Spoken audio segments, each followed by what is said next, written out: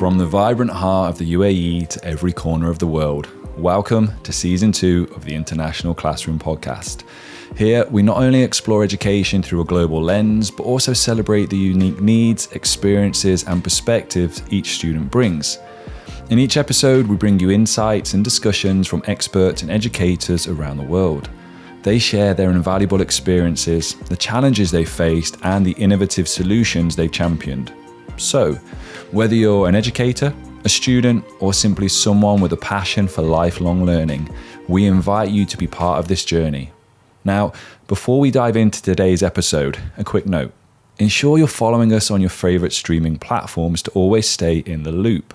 And if you're tuning in via Deep Teaching on YouTube and you haven't clicked that subscribe button yet, do us a huge favor, do it now. We've been privileged to host some truly remarkable guests, and your support in sharing and liking these episodes means the world to us. On to the episode. John, thank you for joining me today on the International Classroom Podcast.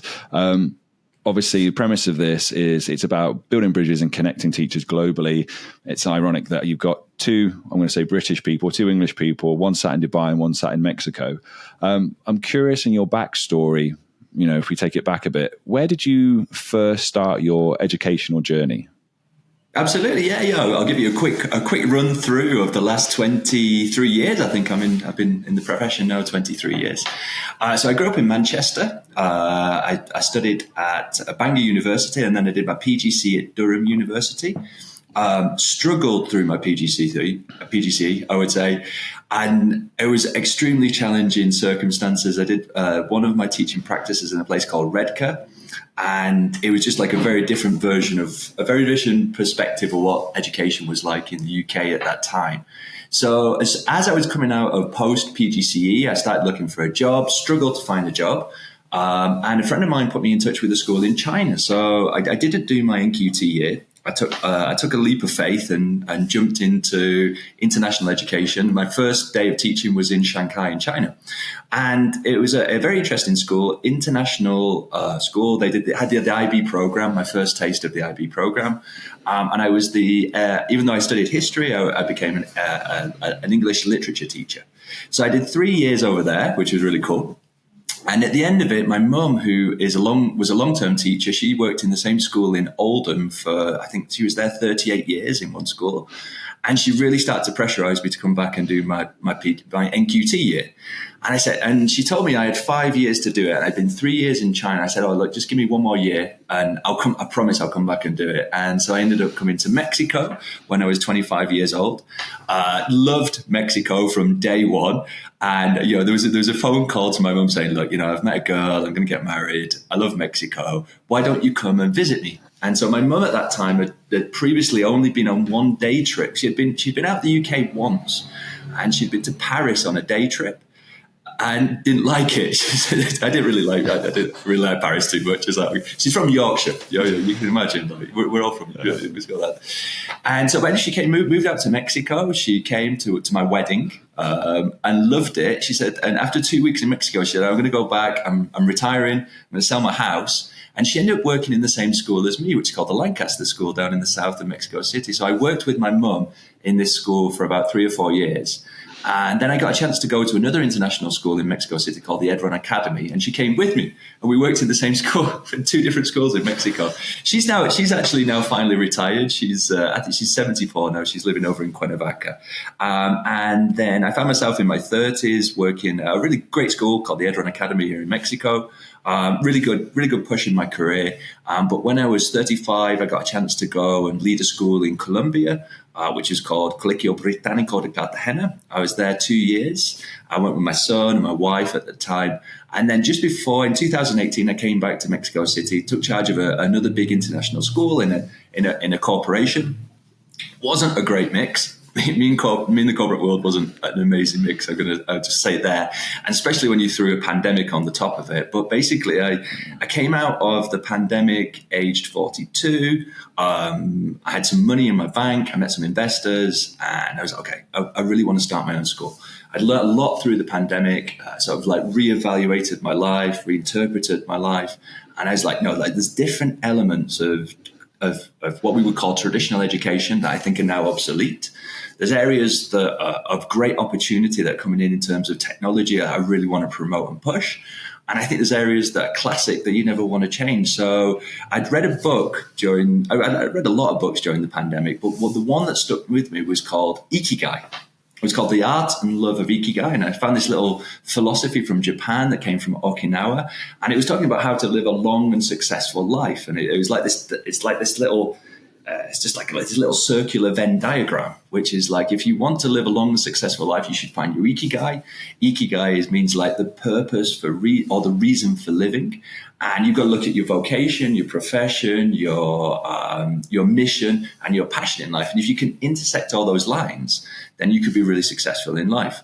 I was just I didn't want to go back into like another school environment. I definitely didn't want to go back into another corporate school environment. So I was like, hey, you know what? I've got a little bit of marketing experience. I've got a little bit of leadership experience. I've got a little bit of money. I've got a little bit of educational experience. I'd touched all the bases. So I was like, okay, I'm going to start my own school. And so I started Colegio Ikigai in January 2022. We opened in September 2022. We started with 55 children, which just paid the bills. Like literally, I couldn't take any wage. I didn't have any money. I still don't have any money either. But we scraped through that first year, like literally scraped through that first year in paying wages and then all the things with the surprises, et cetera, et cetera. So we started our second academic year this year. We started with 100 children. But again, like whole more new surprises have come along. And, we're just in the preparation for year 3. So Colegio Ikigai was kind of like born from the idea that what we wanted to do was like really dig into technology. And if you think like it was actually during the first year that I found artificial intelligence, I was like, this is going to change the game.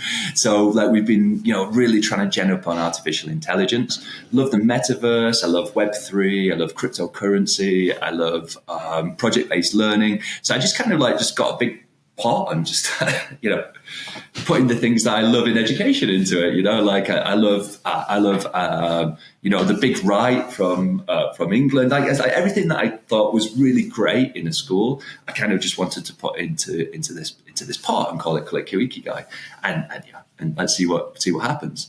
My son is in the school. It very much resembles it very much resembles a classic school. Like I think there's definitely. If you were to come and visit my school, you would see lots of elements of what would be a traditional education. But the one thing that's different about Colegio Ikigai is that we took this phenomenon-based learning from Finland, is that we have really dialed down this kind of like exam testing culture inside the school. And we put much more emphasis on sort of creating narrative storylines around the children's evaluation. So we're looking forward to getting year 3 started. And even at that time in January, I had no social media either. So social media has been like a brand new thing for me. Like I never went on Facebook. I never had Instagram. I have just no interest whatsoever. LinkedIn, I have a great interest in LinkedIn now because you meet so many great people. Like, and the ideas that come to you in LinkedIn are just the best ideas. So I'm all in on LinkedIn at the moment. Really like it, and started to think about the creator economy. That's an element in the school that we've really got clearly defined. I think, you can teach children now to take their first steps into this creator economy. And that's where you find me. It's 2024. We've got some serious investors now on the horizon who now the numbers have got a few more zeros after them as well. We started with this project was $125,000 which was like just nothing. I'd spent $125,000 I'd spent it in like 3 weeks. I'd spent $125,000. Oh my God. But now I've got some pretty serious guys who are like, okay, I'm going to throw a couple of million into it. I really want to see the secondary school. I want to see the prepper. We want to push it out across Mexico. And it's not just 1 or 2. It's like there's genuine interest now in like finding something that is like project-based learning. It's a different way of approaching the schools market, but there's traction. After the pandemic, there's a lot of traction. So that's basically a potted history of what I've been up to over the last 23 years. Loving it, enjoying it. I wouldn't work in any other profession. I love working with the children. It's like it means the world to me, and it also means the world that I own my own school. I think that's really important to me now as well. Yeah, I don't think there's many people out there, well, even from me in Dubai, that could go, I own my own school. So in terms of bucket list things to tick off, you're setting the bar pretty high for the educators listening out there, John. So thanks for that one. But just out of curiosity, you mentioned Mexico, you speak so passionately, and obviously just listening to you mention Spanish or Spanish words, I assume you picked up and adopted the language pretty quickly, and I imagine you needed to. But what would you say, for the people listening out there, and myself included, if you were to describe the education system in Mexico, something that's kept you there for 10, 15 years, what's so good about, what's so interesting about the system that you currently find yourself in? So I think that's a very good question. Just let's think about what Mexico is. Mexico is basically a lawless society. There's huge parts of Mexico that are just controlled by narco terrorist warlords, and it's only getting worse. This problem is really, really, getting worse. And so the country had a left-wing socialist leader for the last 6 years. He's just about to go into an election year. And what captured my attention right at the start of my journey into Mexico was more like the chaos that Mexico throws at you. I'm very happy living here because it's one of the most it's one of the most culturally iconic cities in the entire world. If you've never been to Mexico City, you've got to come to Mexico City. Mexico is really basically three countries. You've got the north of Mexico City, the north of Mexico, which is the frontier from with America, which has its own unique style and language and culture and music, etc., the norteño culture. And that's where you've got this narco-terrorism culture and immigration, and it's just a red hot place. It's dangerous. You don't want to go there. It's a tough place. Then you've got middle of Mexico, which is just middle class Mexico. And middle class Mexico is one of the most educated, brilliant places you can meet. Mexicans are just so wonderfully entertaining and funny and open and kind and welcome to visitors, etc., etc. You've got from Guadalajara, Monterrey, Mexico City, Puebla. You've got middle Mexico, which is very, very similar to the UK. It's very similar. Your lifestyle is very similar to the UK, except it's got better weather. And then when you go down into the south, you're into sort of Oaxaca and you're into Chiapas, and then you've got this you feel like you're almost in the middle of Latin America. So it's just this wonderful mix. Got great beaches, got great culture, great history. I'm a history teacher, so a lot of great history here. So it was Mexico that captured my attention at first. And then obviously I fell in love with a Mexican, and we're still married. We've been married 19 years now. So that, helped a lot, I would say. But when we're talking about sort of the educational paradigm of Mexico at the moment, we've just been through the biggest educational reform in the history of Mexico. And Mexico really wants to take that step forward. And what it's doing is promoting projects. So actually the pedagogy of Mexico in this moment is project-based learning, which is a huge, it's a 180 It's a 180 paradigm shift for the whole of the country. And that was this year. So when I pitched up and I said, look, I want to start this little school, went to the government and I said, it's a project-based learning school. They bit my hand off. They were like, okay, this is what we really want. This is what we really need in Mexico.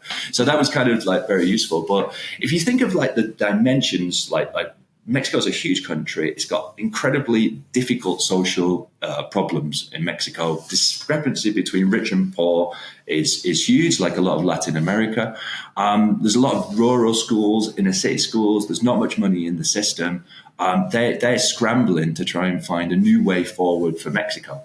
So I think when you look at the educational system, there's practically nothing I like about the Mexican educational system. It's zero, practically, I would say.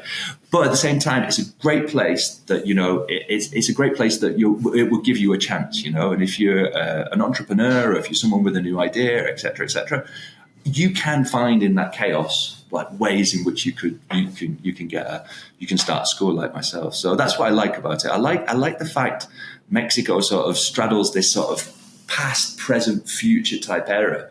And of course, life in Mexico City, in the city, is wonderful. You know, access to parks and schools and museums and et cetera. It's a great place to live. So geographically, where are you based in Mexico?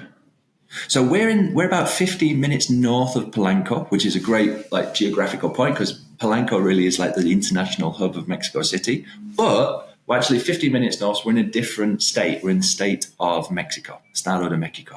But we're in the metropolitan mix of 22 million people in the city, and it's a heady mix of lots of different ideas. And so, obviously, with your school, I imagine, do you find yourself purely on the cusp of being an independent school, so fee paying, or is there an element now that the government are interested in what you're doing and so want to work with you? Obviously, it's a business side of things. Like, what side of that fence are you straddling? So we're a fee-paying private school, which of course, if you want to be a fee-paying private school in Mexico, you have to be part of the Mexican national system. So all fee-paying private schools are part of that, apart from one or two who have got sort of very rich patrons who find a way around it. So to come to our school it costs about £3,500 in kinder, about £4,500 a year in primary school, and obviously. But we have to, like today is a professional development day. So our teachers today, whereas I could really do with them being here learning more about project-based learning, they've actually been sent out to different schools and they're training them in their own form of project-based learning. So we're part of the school system where, it's really important. Our parents, when they come, they get the official paperwork and they're here in the school. But basically we're a private independent school in Mexico, yeah. So the work that your teachers are out doing today is something that the state or the government organises. And is that, so professional development-wise, do you find that beneficial for them? Is it them giving back into other schools, so therefore sharing their knowledge? How does it work? So when you become a new school, you get placed into like a different sector, and in that sector you'll have public schools and private schools, and you'll have like a person who's in charge of your zone, and they're in charge of like the professional development. So the last Friday of every month is a PD day, and basically the PD kind of moves around the school. Sometimes it's in private schools, sometimes it's in public schools, but it's all focused at the moment on making this transition to project-based learning, which has been a little bit challenging, even for our teachers as well. So we have the desire. We say in our publicity we're only a project-based learning school, but at the same time, I think their vision of what they want to achieve in Mexico in projects is slightly different to our vision over here. And then, of course, quite a lot of the PD is kind of a little bit outdated, I would say. Okay. Now, obviously, when you're introducing the school, you've mentioned quite a few of the different strategies and approaches that you want to take, and you mentioned project-based learning there. What would be your then aim and desire? What does it look like? What does project-based learning look like for you I'm going to say, is it Colegio Ikigai? Yeah, that's good. Yeah, Colegio. Yeah, no, it's good. Colegio Ikigai. Colegio Ikigai is right. Yeah. So what we do is obviously we've got the school year. It's in 3 sections, 3 different terms, and it's 1 project a year. Now, phenomenon-based learning asks us to think as a body of teachers, what phenomenon do you want to study this year? It can either be 3 different phenomenons, or probably better still, it's just 1 phenomenon with like 3 different focuses throughout the year. And then we sort of enter into this sort of sequence of learning, which is like we launch the project in the school, try and get the children really motivated and enthusiastic about the project. And then we have a set methodology of how we're going to investigate and research. This is where we're sort of like getting the artificial intelligence in at this moment in time, and the AI literacy is in this period where they're using sort of modern technology to research the generating the topic that sort of guides and prompts the project. And then there's a period where we do sort of like creative, artistic activities with the students, where they're allowed to explore in their own way. Then there's preparation for the project. Then there's the actual exhibition of the project, which is usually in teams. This year, this project we're going to be using in small teams, groups of 4. Each one of the 4 have different sort of roles in their team, so we're working collaboratively. Parents come into the school. They take part in the exhibition and the project. They take part in the application of the evaluation, and then we have a period after which is it's a reflecting on the project and passion projects onwards from there. So that's kind of like the didactic sequence of the project. It's not overly complicated, I must admit. But the other interesting thing is now we have portfolio-based learning. So each one of our students are now collecting their portfolios, working with Philip Alcock at the moment, who's been a guest on the show. So he's helping us design our projects that are based around the UN Sustainable Development Goals and are of interest to the children. So the current project we're doing is it's the Olympics. So it's the Olympic year in the world. So it's going to be in Paris next year. So I think there's genuine interest about the Olympics. And the project that all of our students are working in primary school is they're inventing a new Olympic sport to take place on an alien planet. And so this alien planet's got different sort of different gravity requirements and different government requirements, and it's going to be the children are going to be designing a sport that aliens can play with humans. So we're trying to get into that idea of adaptation, diversity, physics, etc., etc. That's kind of like the focus of this project this term. And of course, I was like that's all tied together at the end with an open house type experience where the parents can come in and see the learning. It's visible, it's modern, it's transparent. Now, I want to just take 30 seconds of your time to talk about our sponsor, Deep Professional, and the courses they have for educators. Now, the teachers I've spoken with, they want to use ChatGPT, but their schools aren't offering training and they don't know where to start. And that leaves them often feeling completely overwhelmed. As educators, we need a clear, straightforward guide through this landscape. And that's why Deep developed Getting Started with ChatGPT for Educators. It's a comprehensive course designed specifically for educators like you seeking real understanding step by step. Imagine turning the confusion around AI into clarity and transforming that fear into creative teaching methodologies. And with this course, you'll learn how to integrate AI into your curriculum, engage students in innovative ways, and utilize ChatGPT to enhance learning experiences. So, if you're ready to upgrade your teaching methods and empower your students with AI knowledge, join me on this journey. You can enroll today at coursesdeepprofessional.com. The link is in the description, and you can get started with teaching AI. Back to the episode. Obviously, we mentioned Phil and project-based learning. I think the term is gaining gravitas and gaining motion throughout educators at the moment. And we've got BET taking place in London, and probably Melissa McBride was talking herself today or in the last few days about with her Disrupt-Ed conference that's gone on. But from your perspective, what do you think sets project-based learning apart, and why should it be at the forefront of sort of the teaching methods we're utilizing globally in schools?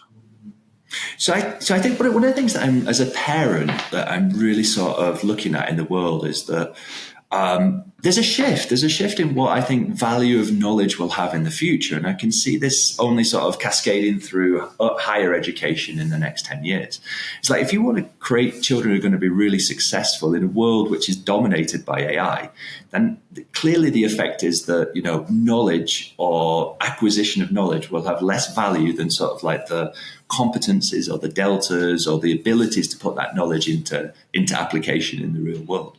So I think when we're looking at project-based learning, the biggest advantage for me is that children are still gaining that knowledge. And I still, I don't want to throw the baby out with the bathwater. I still think knowledge is really important. It's a motor of learning, isn't it? We do need that there.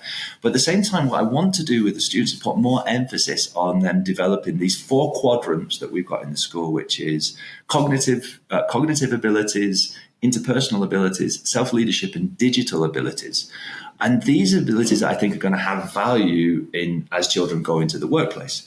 So I've got a Starbucks just around the corner, and I'm pretty much in there all the time, grabbing my coffee in the morning. And I've got friendly with the staff in there. And there's a lady who serves me the coffee. She's 24 years old. She works in Starbucks. She's got a master's degree in philosophy from UNAM here in Mexico. She speaks perfect English, perfect Spanish. And, it's very, very nice. Always talks to me in English. And I said, well, why are you working in Starbucks if you've got a master's degree in No, I can't find a job. No skills. People won't hire me, etc., etc. So this is like it's a really real problem. Like we ask children to jump through all of these hoops in our system that we've conveniently created that allows 30 or 40% of us to go to university. Usually the 30 or 40% richest people in the planet go to the universities. They come out the other end. They've been great students. They've done everything that we've asked of them. And they come out and they can't find a job. And so I think project-based learning can act as this bridge. It's like it is, for me, a solution to say to parents that, we're preparing children for this world that we don't really know what it's going to look like, but we can imagine that, technology is going to change how we work and live in the future. So I think that's part of the narrative that's around project-based learning. The other thing is that children like it. It's motivational. It's independent. It's away from the classroom. It's non-traditional. The children are not sat there. It's active-based learning. It's constructive. It's constructivism in action. And if you do it well and you do it right, they're motivated to learn. They're curious about the world. So I think there's a lot of reasons why project-based learning is popping up again.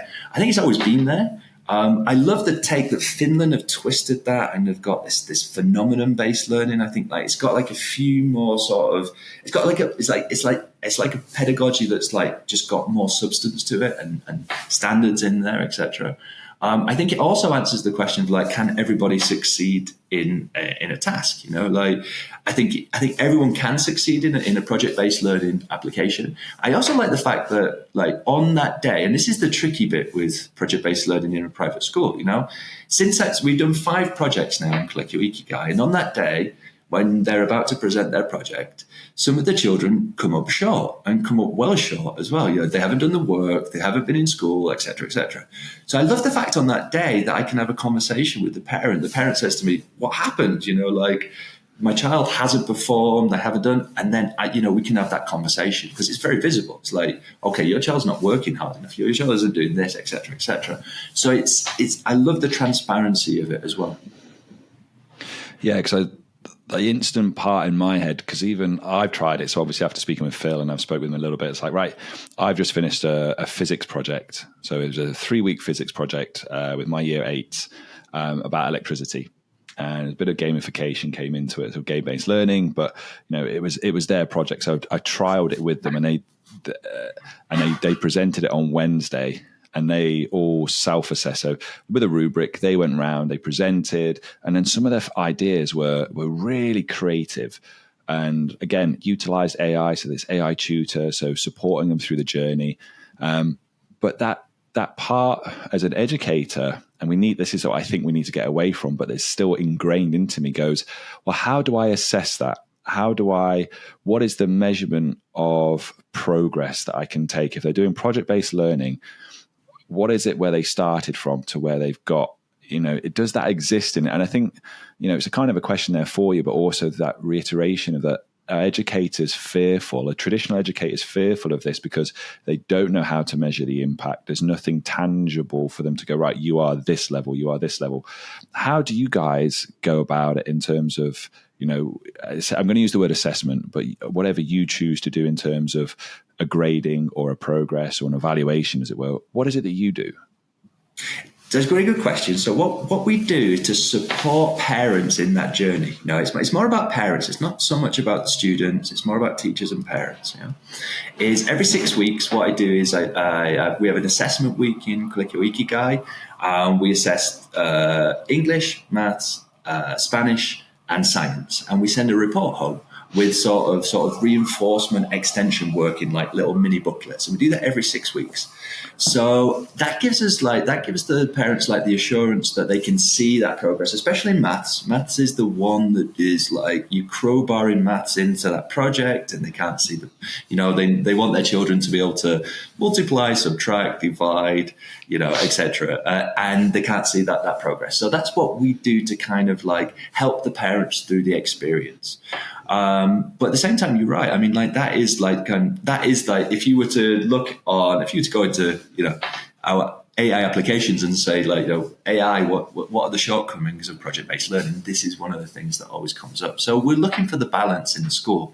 I don't want it to all be project-based learning. I want the children to be able to see that progress and to have assessments and evaluations in the school, or some form of summative assessment. But just the formative assessment for me is where you get the growth and where you get the motivation, et cetera, et cetera.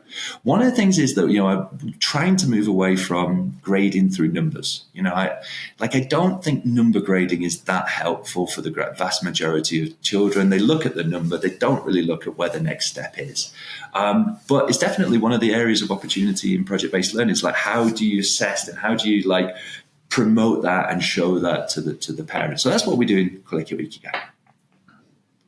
Yeah, I think it's that for me is one of the hurdles to get over in, I'm going to use the word traditional teaching, but I think generally teaching full stop, is that block and bias we have on assessment and grading. And, until we can remove that, I think there's always that obstacle, as you say, is there. There's opportunities for developing new ways and new means to feedback that, shows and can still move students forward without that being able to label them as you are a this or you are a that, in terms of let your work speak for itself in terms of your ability to apply what we've learned, rather than the students that can just do well on tests. And that's how I sold it to my year 8s, and they really, really enjoyed it, because it was an opportunity to showcase application and be curious rather than just do well on a test. And so I'm really looking forward to take their feedback on it.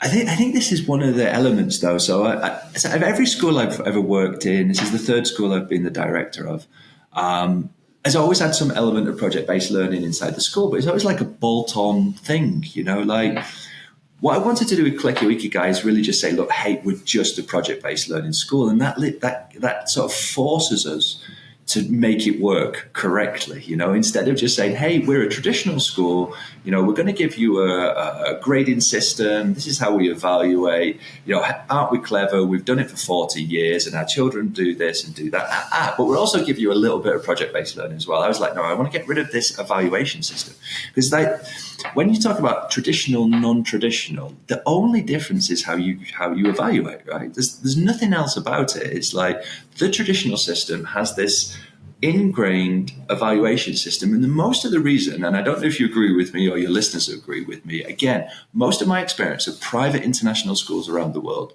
they say that they've got an amazing high academic standard, and we can prove it by showing you our internal grading system, which is usually false. It's usually been inflated, and it's there to just simply as a commercial tool to say, hey, look, the kids are doing really well. Private international children come from rich families. They're going to do well in life. They've got everything that they need. The school is just really a complement to that. But I think what really changes the paradigm now in education is artificial intelligence. And if you push the artificial intelligence argument to its limit, which is artificial general intelligence becomes available in a year, 2 years, 5 years, within like a very short frame of time, then the value of learning knowledge, which is like what that system kind of props up and promotes, actually reduces right down. It's not zero, but it goes right down. And then you've got to think about how do our children sort of compete in this marketplace? And how do you push up levels of creativity? How do you grade creativity? It opens up like this canister of big questions, which I love that. And that's what I love about LinkedIn. People are started to become unafraid of asking these questions now. If artificial intelligence continues on this crazy trajectory, what can we do as educationalists to make sure that our children can be successful in a world that's dominated by AI? And I think that's where that narrative starts to gain a lot of traction. Yeah, I mean, I'm very fortunate I get to speak to a lot of global educators who are doing, I would say sort of work at the forefront of this. And a lot of the conversations are saying the same thing in terms of what is knowledge-based in terms of will start to diminish, simply because whether you get AI and you get then AI assistants and personal assistants, the ability to therefore recall information decreases because you can simply ask and it will give it to you very, very quick. And so, some of the people I've spoken with said, if you took the smartest 10-year-old today and got them to speak with the smartest human 400 years ago.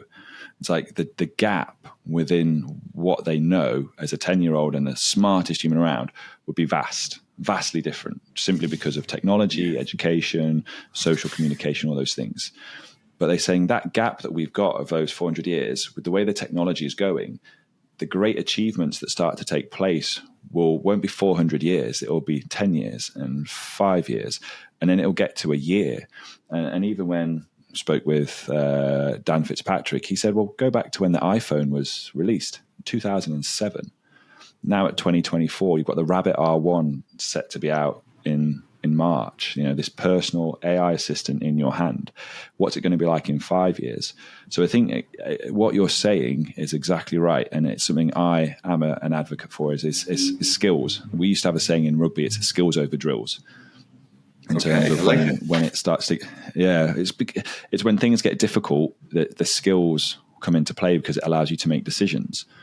And it's the same thing here. We're just sort of confined in a box of a one size fits all, in terms of you're still going to do exams, you're still going to do assessments. And so it's difficult, isn't it? Until those things change, it becomes very difficult. And so you're breaking the mold. And Mexico, it sounds like as a country shifting to project based, it's starting to break that mold of purely assessment. And I'm sure they will do some. I'm sure they'll still go, right, we need English, science, math, and, the cores, as it were. But the overarching thing is, it seems like a very impressive and bold move to make, but for the better. The interesting thing that you mentioned a few times, and I wanted to ask about it just so we can understand, is you've mentioned this concept of phenomenon-based learning, obviously from Finland. Now, for me as a scientist, if you say something's a phenomenon, I think, it's a very probably different image to what it actually is. So in the concept of phenomenon-based learning, when you describe a phenomenon, what is it you actually mean by that? So they describe it as two elements. You can choose a social phenomenon or a natural phenomenon. And I think, so for example, let's say artificial intelligence, the rise of artificial intelligence would make a great social and natural phenomenon at the same time. So once you sit down with your group of teachers, you sort of throw ideas out, what is it that we want? What will capture the children's attention? You choose the phenomenon, and then you choose the guiding question. That's what the school's job is to name that question. So say, for example, our phenomenon last year was, the question for the last project was really interesting. It was, why was 2023 the hottest year on record for humanity? Now, obviously, I really wanted to open that kind of like global warming packet there. That was like kind of like what I was thinking. But actually, when we looked at it, when we gave that to the children, they went in lots of different directions to kind of talk about that. Like what is the nature of facts, the nature of history, et cetera, et cetera. So it was interesting. So basically, you choose your phenomenon. It's a natural phenomenon or a social phenomenon. We're using the Olympic Games this year, which is a very good really good social phenomenon. But what we're going to do, the guiding question behind our Olympic Games this year is what is really what we want to look at, what is diversity in the Olympic Games, and that's why we're going to the alien planet, etc. So that's the kind of like the twist. It's interesting because planning phenomenon-based learning or planning any project-based learning is not in a silo, which I also like about it. It's like you've got to sit down with all the teachers, and all the teachers have to have their input into it. It's a team sport activity. So it's more than just at the start of the year me saying, okay, here's your curriculum. Okay, here's your grading period. This is how we grade it in the school. That's kind of like the easy way to do it, right? Like the hard way to do it is sit down and say, okay, what's happening in the world right now? What will capture their attention? What's current? What's working? Three projects ago, we took a very bold decision, but why not? Why not? It's like Colegio Ikigai is about making bold decisions, and the children wanted to learn about UFOs because it was in the news, and it was current at the time. A weather balloon had come down in Alaska, and there was this news item in the US, which was records were going to be released about UFOs, which had been called. They changed their name to unidentified. Something else. Anyway, it was current. The children were talking about it. So it was okay. Well, let's do it. Let's do UFOs, and we did, and we did it. We pulled it off quite well, actually, to be honest. Even though some parents raised concerns, I said, but like it's current. They're talking about it. Like we don't know. It is a phenomenon. It's both a natural and social phenomenon. We see strange things in the skies. We don't know what they are. We don't have the question, and that can help promote the curiosity in the children. So that's how we kind of approach it. Yeah, so it's interesting then in terms of, for that, does it take you a long period of time to then design and plan? Because I imagine the more you do it, the better you get at it in terms of being able to turn that around quite quickly. It was doing until we met Philip Alcock. And so the plan now for Colegio Ikigai is that if we can capture all of so if you think about what Ikigai is, it's like you talk about your vocation, your mission, your passion, and your interests.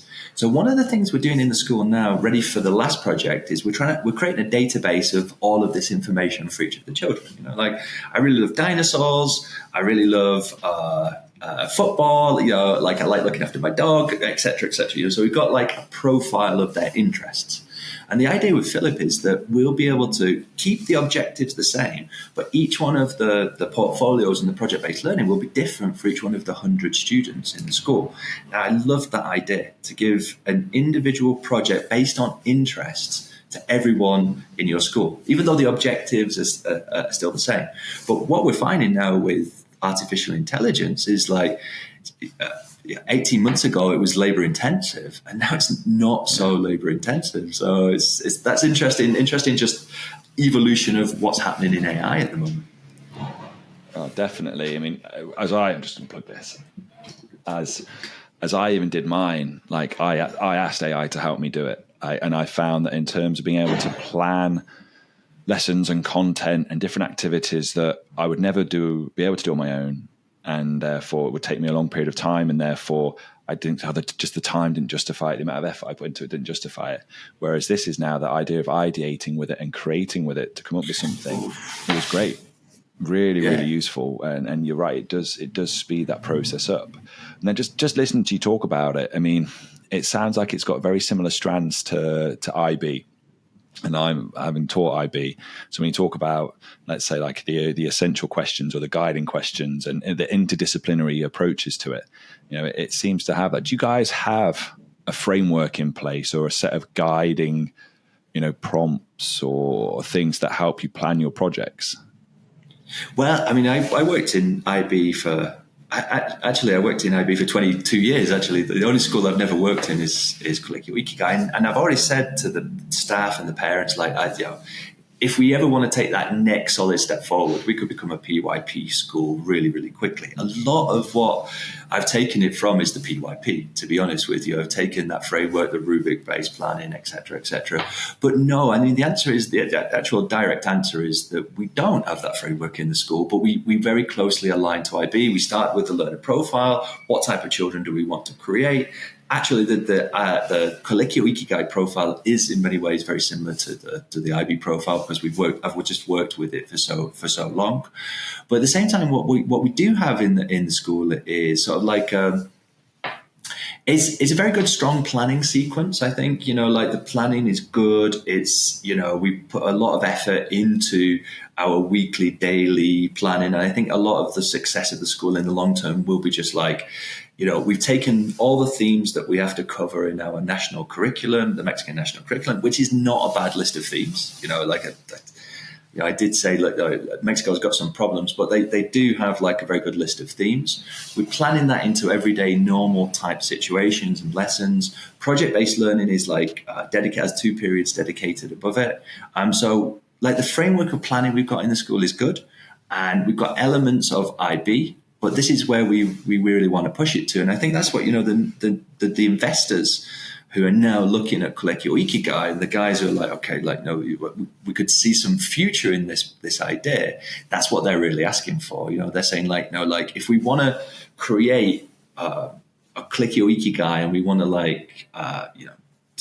replicate it all the way around Mexico, we want to replicate it all the way around the world, like it needs to have these things behind it. So I'm kind of in two minds. I think like PYP would be great. If we start as secondary school, definitely the diploma is like something that I love. I think diploma is the gold standard of schools and education, and that's why you really want to push it. And in the meantime, what one of my jobs to do is to like really clearly define, like, you know, like as if you were going to a McDonald's. You know, if you go to a McDonald's in Dubai or a McDonald's here, you got to get the same hamburger. You know, like my job right now is to like clearly define what is Colegio Ikigai, how does it work, how does it processes, et cetera, so we can replicate it over and over again around the world.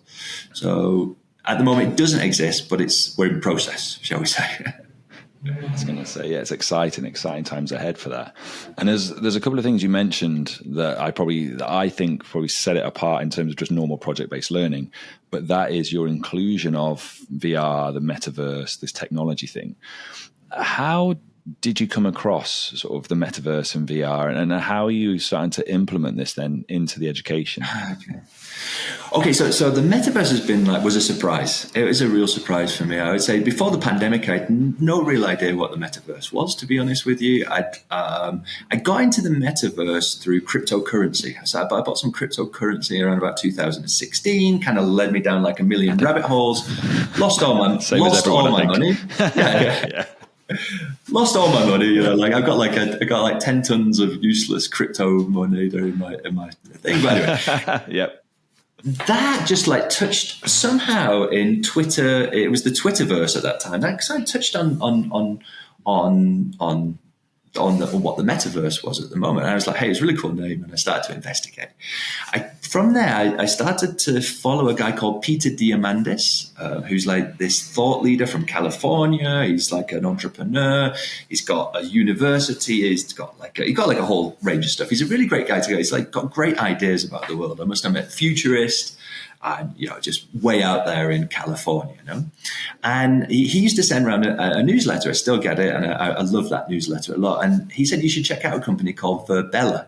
Now, this was during the pandemic. It was in the summer of 2020. I was starting to dream that like the pandemic would never end, and I was thinking, what the hell am I going to do if like it never ends? You know, like what? Like we can't keep them in Google Classroom because like Google Classroom just like I love Google. I'd love to become a Google reference school if Google are watching, but like I can't keep them on in Google Classroom forever. Like we got to have something else.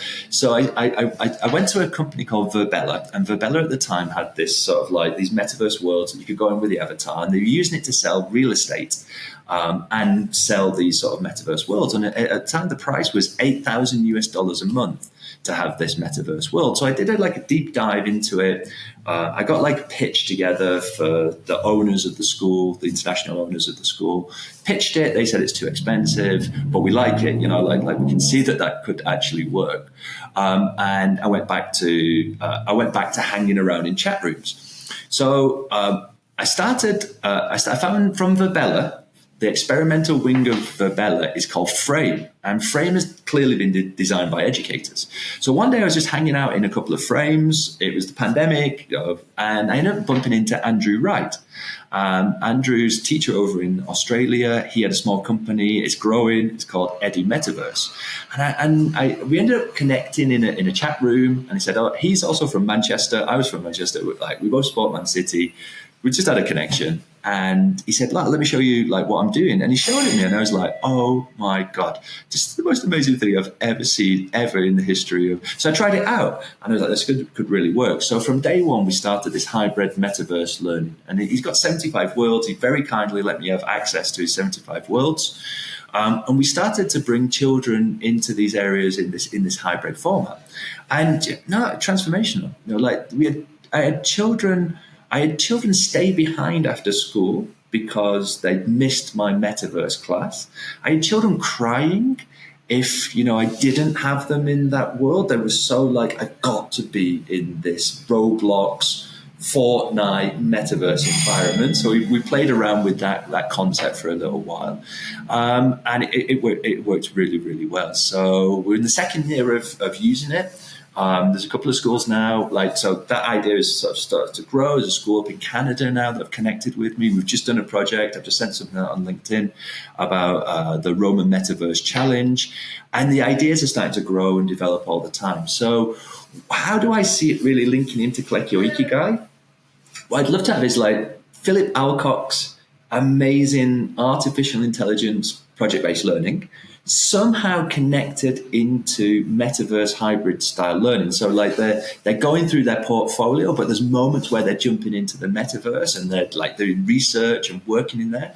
Let's say like at the moment we've got this idea about Olympic Games on alien planets. That would be a brilliant idea. Like so you're working through your portfolio and then okay, go to this link and you go into the alien planet and you can test your physics out there and like get them more motivated. So that element has just been wonderful. I would highly recommend anyone to just explore and go in there.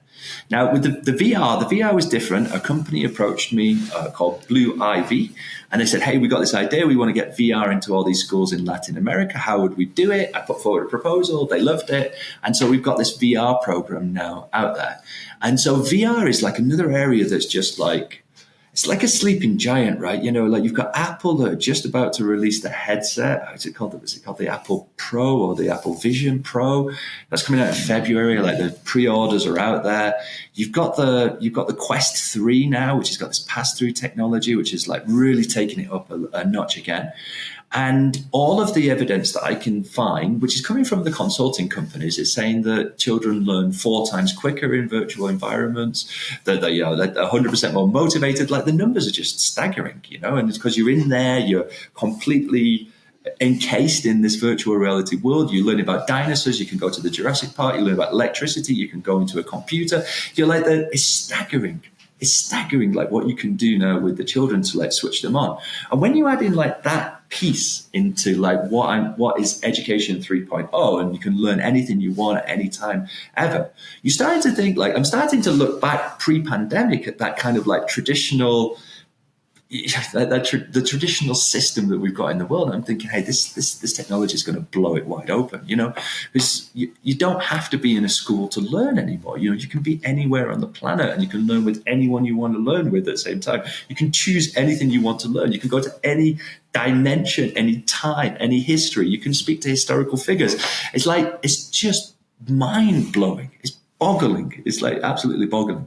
So I love it. I don't know how I'm going to integrate it in the future into schools, but I think if you're a school leader and you've not investigated metaverse, artificial intelligence, if you've not invested in Web3, if you don't know about VR, if you don't know about augmented reality, like just jump in, get in there, because like there's so many opportunities there. I love it. I think it's brilliant. Well, just listening to you speak about it, I'm excited. It's very, very passionate, and obviously something that you are very passionate about. And it is exciting times. It's exciting times for education and students moving forward. I think, and I'm more of the optimist. I think in terms of the world we live in and the discussions that are taking place right now, I'm more of the optimist in seeing the excitement of the potential of what could be. And I think you might probably fit into the same boat with that as well. So just to wrap this up, I'm curious, and this is an interesting one for you. What haven't I asked you today that I should have? What haven't you asked me today that I should have? When are you going to start using Just for Men?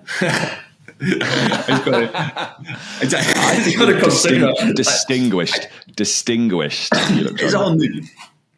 I can't believe how great I'm going. Is that the stress of running your own school?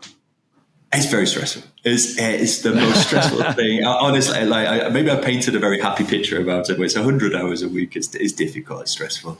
Lots of threats, lots of challenges, like dealing with a payroll that now, like, I've got an out of control payroll. It's like a lot of things going on at the moment in school. But at the same time, what have you not asked me? No, I don't know really. I think you've covered it really well. I mean, like the entrepreneurial journey as well, I think is something new. I would, if any teachers out there at the moment and they're thinking to themselves, hey, I want to do something. I want to do something different. I'm stuck in this school. I'm stuck in this system. I changed my school. It's the same system. Like I'm frustrated.